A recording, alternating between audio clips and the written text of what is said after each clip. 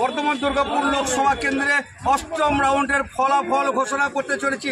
প্রিয় দর্শক, আপনারা সরাসরি MBS নিউজের মাধ্যমে দেখতে পাচ্ছেন ৮ম রাউন্ডের ঘোষণা। ৮ম রাউন্ডে গণনা শেষে তৃণমূল কংগ্রেসের প্রার্থী কীর্তিক আজাদ ৭৭,২২১ ভোটে এগিয়ে রয়েছেন।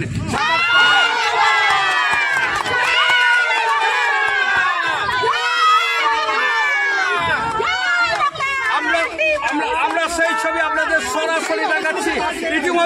ইতিমধ্যেই শুরু করেছে সবুজ আবির মাখতে সর্বত্রই।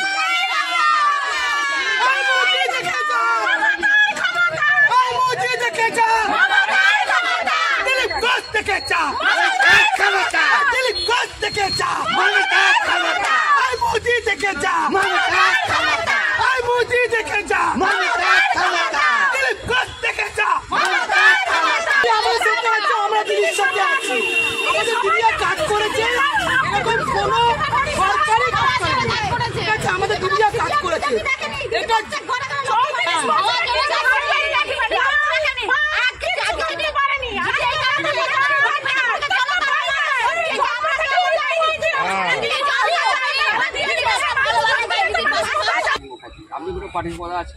আমরা পার্টির একটা পার্টি, আমরা সাধারণ কর্মী, আমরা দিদির সাথে আছি কর্মী হিসাবে।